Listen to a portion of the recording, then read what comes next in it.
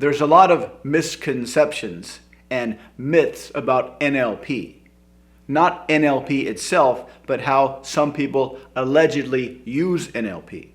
For example, people will hear a politician talking, a sleazy politician, and something about what they're saying doesn't sound quite right. It sounds a little suspicious, but it's not something you can specifically point out. So people say, haha, that person's using NLP to manipulate people.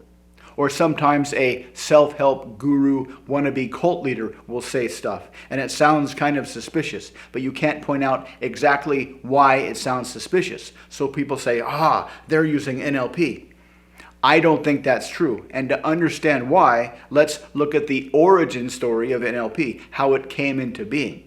Once upon a time, as the story goes, Richard Bandler, a young Richard Bandler, was a graduate student at UC Santa Cruz. And he had a part-time job.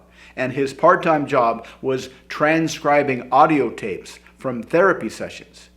And he noticed while transcribing these tapes that the therapist, in this case Fritz Perls, was using a lot of the same language patterns over and over again. And so he brought this to the attention of his linguist professor, Dr. John Grinder. And so Bandler and Grinder decided to do a project to study the language used by some of the most successful therapists. And they looked at the language patterns that these therapists were using. They looked at it through the lens of Chomsky's transformational grammar. And they came up with this idea that there's this language structure that's very, very persuasive. And they put it in a box and they called it NLP. They didn't create the language patterns. They didn't invent the language patterns. They essentially copied them for people that were naturally using the language patterns. And people have been using these language patterns, these language structures, essentially since the dawn of time, to become more persuasive. It's just that some people use their naturally persuasive skills to be manipulative and creepy, and some people use their naturally persuasive skills to help people. But everybody uses these patterns. It's just that most people suck at them. And the bulk of the patterns used within NLP, or what people think are NLP, are called linguistic presuppositions. It's unlikely that the politician or the guru cult leader actually went to a seminar and learned NLP, and now they're using NLP to manipulate people and make themselves more powerful. It's much more likely that they're just a manipulative person who just happens to be naturally good at using these patterns that have been around for a long time. So what is a linguistic presupposition, and why do people use these? These are kind of like a linguistic defense, a proactive linguistic defense. Let's say you have somebody who hates a certain politician. They don't really know why they hate him, they just hate him. Maybe they're the other team or whatever. And they hear somebody say that politician X's policies are bad for the economy. Now, because this person has a predisposed dislike for this politician, they'll accept that idea, that the politician's policies are bad for the economy, and they won't necessarily question the idea. They probably won't question the idea. They won't ask, is this idea really true? But because it validates their belief, it validates their ego, they just accept that idea as true, that the politician's policies are bad for the economy.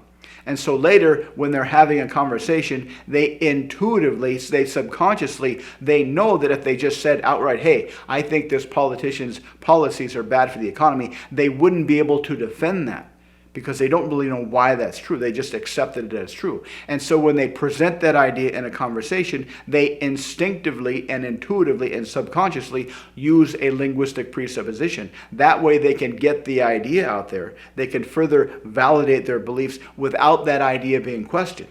And so a typical linguistic presupposition would be, hey, when people realize how terrible politician X's policies are for the economy, they'll regret voting for him. And the other person says, yeah. And so that idea is kind of hidden in the sentence that their policies are bad for the economy. Now, suppose they were talking to somebody that actually liked politician X, and they believed their policies were good for the economy. And this person said the same thing. When people realize that politician X's policies are bad for the economy, people will regret voting for them. And this person says, what do you mean? Why is politician X's policies bad for the economy? This person won't be able to say anything because they don't know why that's true. They just accepted it as true. So they tend to say things like, well, it's obvious, or, well, think about it, or it's been proven, or if you don't know, I can't tell you, which all indicates they don't really know why they believe this is true. They just like the idea. And when we have beliefs like that, we naturally and automatically hide them inside of a sentence. It's kind of like an automatic, subconscious, proactive defense move. We just do it to try to get our ideas out there without having to prove that our ideas are true. Now, the good news is you can use linguistic presuppositions to presuppose really good ideas about other people. Bruce Lee famously said, or allegedly said, that before Jeet Kune Do, a punch is just a punch. During Jeet Kune Do, a punch is a complex balance of focus and breathing and energy and balance and intention. But after Jeet Kune Do, a punch is just a punch, but it's a much deadlier punch. Now what this means is when you take something that exists at the subconscious level, but at a poor skill level, and you bring it up to the conscious level and significantly increase the skill level, you can later drop it back down to the conscious level and use it again unconsciously, but much more effectively. And you can use linguistic presuppositions to presuppose really good things about other people. When we hear a sleazy politician use a linguistic presupposition that has ideas in there that are kind of sleazy ideas, it gives us a kind of an icky feeling, but we're not sure why. But when you use linguistic presuppositions to presuppose good things about other people, they'll get a really good feeling, but they won't know why. And because they have a good feeling, they'll just assume the good feeling is coming from you. So you can use these to make people feel good. You can use these to significantly improve your attraction and charisma. So what's an example? How do you do this? Well, let's take that same pattern.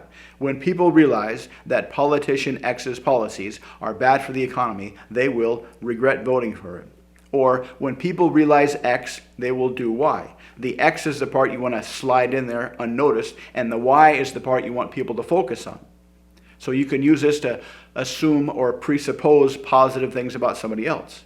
When people realize how intelligent you are, they will want to pay you more money at your job. When people realize how creative you are, they'll want to hang around you more. When people realize how attractive your ambition is, they'll start to develop romantic feelings for you. Now the good news is there is about 20 specific linguistic presuppositions, which means you can combine them in literally millions and millions of ways. And when you train them to the level of high-level competence and drop them back down into your subconscious and use them naturally and organically, you can just be a walking, talking word wizard that makes people feel good without even trying. And you'll be the rare individual that people love to be around just because you make other people feel good when you're around them. So practice linguistic presuppositions. If you want to learn how, check out the links below. Let me know if you have any comments or questions. Thanks for watching. Please like and subscribe, and I'll see you next time.